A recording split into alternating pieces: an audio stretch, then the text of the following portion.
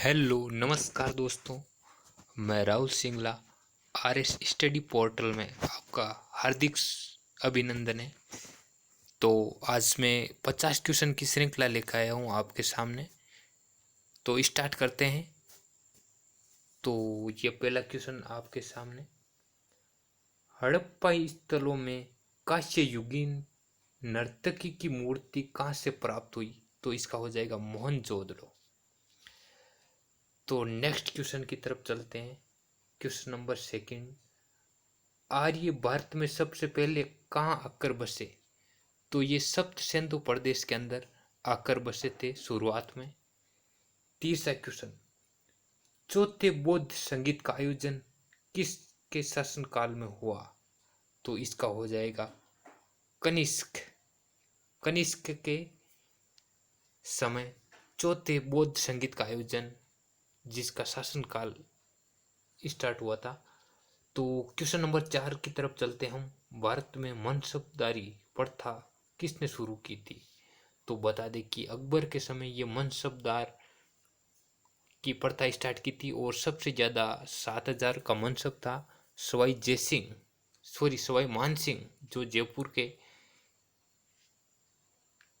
शासक थे। फिर नेक्स्ट चलते हैं, भारत में सर्वप्रथम कौन सी यूरोपीय कंपनी आया? तो पुर्तगाली आए थे 1498 के अंदर। वास्को डी गामा जो भारत में आया था, तो सबसे पहले पुर्तगाल आए थे, फिर अंग्रेज। और अभी स्टार्ट करते हैं क्वेश्चन नंबर 6। 1857 ईस्वी के विद्रोह के समय भारत का गवर्नर जनरल कौन था? तो लॉर्ड कैनिंग था। 1857 की क्रांति थी, उस समय भारत का जो गवर्नर जनरल था लॉर्ड कैनिंग था। फिर नेक्स्ट क्वेश्चन की तरफ चलते हैं। शाहनामा के रचनाकार कौन थे? तो शाहनामा के रचनाकार फिरदौसी को माना जाता है। नेक्स्ट क्वेश्चन की तरफ, question number 8, Mohiniyattam.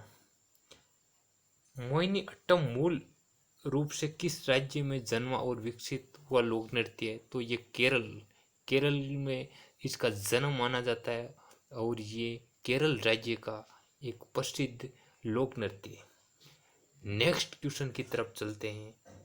Question number 9, Yamini Krishnamurthy का संबंध किस शास्त्रीय नृत्य से? तो इसका हो जाएगा भरतनाट्यम से। यामिनी कृष्णमूर्ति का संबंध किस शास्त्रीय नृत्य से? तो इसका हो जाएगा भरतनाट्यम। नेक्स्ट क्वेश्चन, कीर्तन कहाँ का प्रमुख लोक नृत्य है? कीर्तन, तो ये हो जाएगा पश्चिम बंगाल। कीर्तन जो पश्चिम बंगाल का लोक नृत्य माना जाता है। क्वेश्चन नंबर 11, पृथ्वी के सबसे निकट कौन सा ग्रह है? तो पृथ्वी के सबसे जो निकट ग्रह माना जाता है वो है शुक्र। शुक्र जो पृथ्वी के सबसे नजदीक का ग्रह है। क्वेश्चन नंबर 12, खनिज तेल एवं कोयला किन चट्टानों में पाया जाता है? खनिज तेल, क्वेश्चन को ध्यान से देखिएगा, खनिज तेल और कोयला ये औषधि जो चट्टानें हैं उनके रूप में पाया जाता है।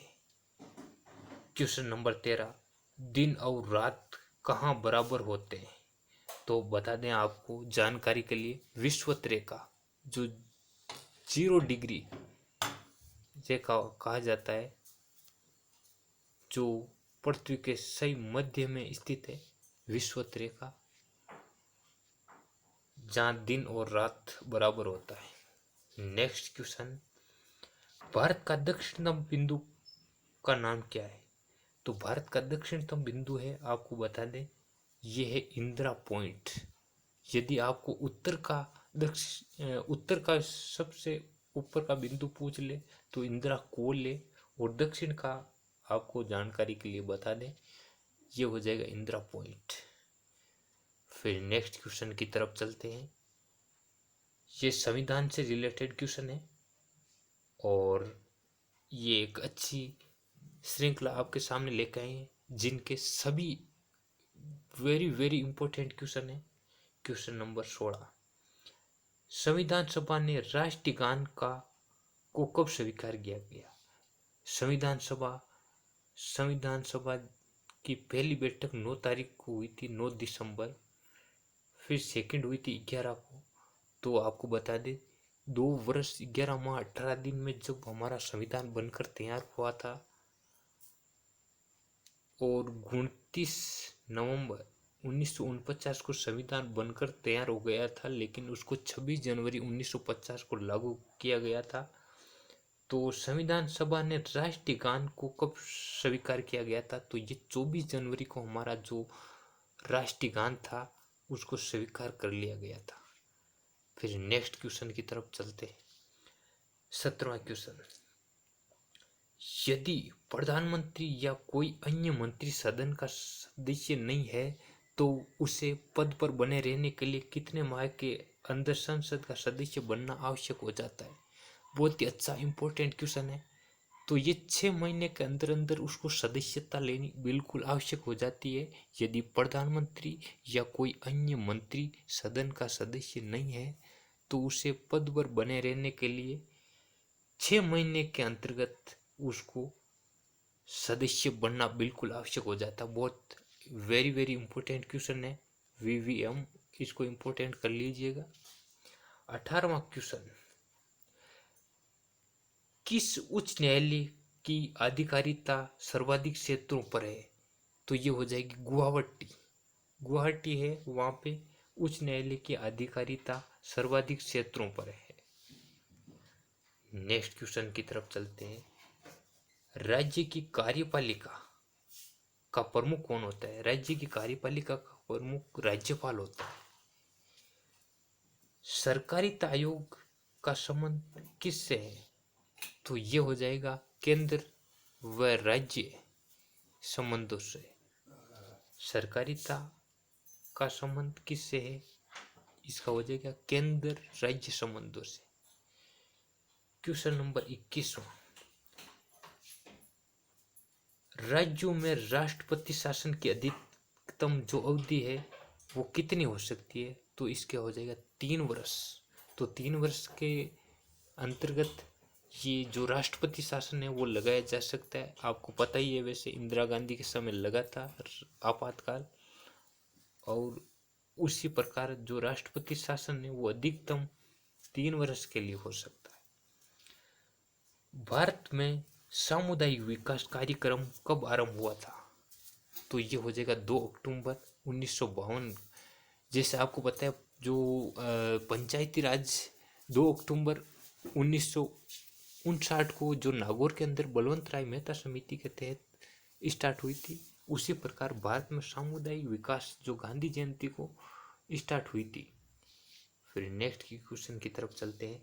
द्वितीय पंचवर्षीय योजना में किस क्षेत्र के विकास पर सर्वाधिक बल दिया गया? तो ये हो जाएगा उद्योगों पर सर्वाधिक बल दिया गया। द्वितीय पंचवर्षीय योजना है उस पर मेन उद्योगों पे विशेष बल दिया गया। फिर क्वेश्चन नंबर 24, नरसिंह समिति किससे संबंधित है? तो ये हो जाए बैंकिंग सुधार से संबंधित है। बैंकों में किस प्रकार से सुधार किया गया है? तो ये नरसिंहम एक समिति बनाई गई जिसमें बैंकों का सुधार वो किया गया। क्वेश्चन नंबर 25, देश का सबसे बड़ा वाणिज्यिक बैंक कौन सा है? तो ये वाणिज्यिक बैंक यदि आपको क्वेश्चन पूछ ले तो ये हो जाएगा भारतीय स्टेट बैंक। भारतीय स्टेट बैंक को देश का सबसे बड़ा वाणिज्य, ध्यान रखना सबसे बड़ा है इसके अंदर। फिर क्वेश्चन नंबर 26, अनुप्रस्थ तरंगे किस माध्यम से उत्पन्न की जा सकती है? तो हो जाएगा सिर्फ ठोस में। अनुप्रस्थ तरंगे किस माध्यम में उत्पन्न की जा सकती है? ये हो जाएगा सिर्फ ठोस में।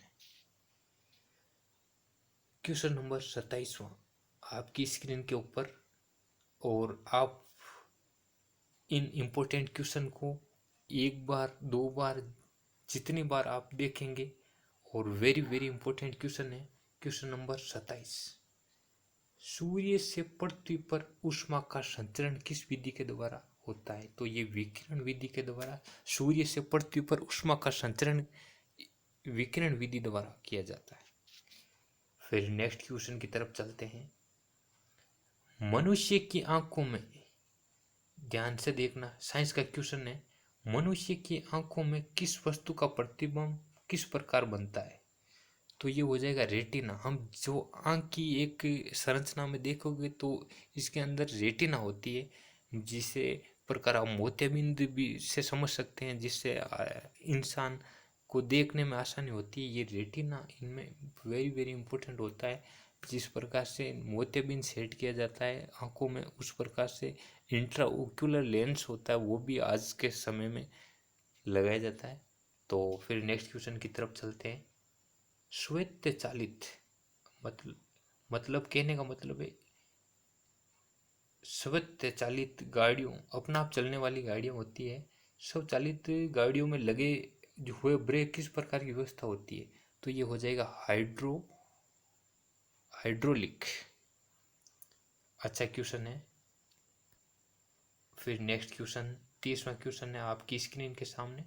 किस कोशिकांग को आत्महत्या की थैली कहा जाता है? अच्छा क्वेश्चन है। कोशिका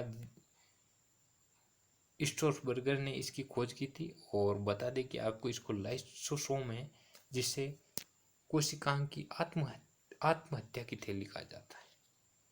फिर नेक्स्ट क्वेश्चन 31वां क्वेश्चन आपके सामने। डीएनए की द्विगुणित कुंडली का पता किसने लगाया? तो ये हो जाएगा वाटसन एम क्रिक। डीएनए डीऑक्सी राइबोस न्यूक्लिक अम्ल इसका पूरा नाम है, यदि आपको पूछ ले तो डीऑक्सी राइबोस न्यूक्लिक अम्ल, तो बिल्कुल। और आरएनए का नाम पूछ ले तो चलो नेक्स्ट क्वेश्चन की तरफ चलते हैं। शरीर की सबसे लंबी हड्डी कौन सी होती है? तो ये फीमर की जो हड्डी होती है उसे सबसे लंबी हड्डी, रीढ़ की हड्डी को बोला जाता है। फिर नेक्स्ट क्वेश्चन बहुत ही अच्छा क्वेश्चन है आपके सामने। बाबरनामा मूल रूप से किसने लिखा गया था? तो ये लिखा गया तुर्की भाषा में लिखा गया था, और बाबर के द्वारा लिखा गया था। बाबर के द्वारा लिखा गया जो बाबरनामा कहा गया वो तुर्की भाषा में। फिर नेक्स्ट क्वेश्चन की तरफ चलते हैं। 34वां क्वेश्चन। डबल फॉल्ट किस खेल से संबंधित है? तो ये हो जाएगा टेनिस से। डबल फॉल्ट शब्द को ध्यान रखें, ऐसे शब्द बिल्कुल एग्जाम पॉइंट ऑफ व्यू की दृष्टि से बहुत इंपॉर्टेंट है। टेनिस हो जाएगा इसका। फिर नेक्स्ट एंड लास्ट क्वेश्चन आपके बीच में 35वां क्वेश्चन। मर्डे का कप किस खेल से संबंधित है? ये हो जाएगा फुटबॉल का। तो बिल्कुल आपको अच्छा लगी होगी ये सीरीज, और ऐसे ही आपके सामने डेली नई सीरीज लेके आएंगे। 50 क्वेश्चन की आपके सामने डेली देखने को मिलेगी। और आपसे निवेदन है कि हमारे चैनल को सब्सक्राइब करें, और चैनल को ज़्यादा से ज़्यादा शेयर करें, और इस प्रकार से हमारे प्रति स्नेह भाव प्यार बनाए रखें। ओके, थैंक यू दोस्तों।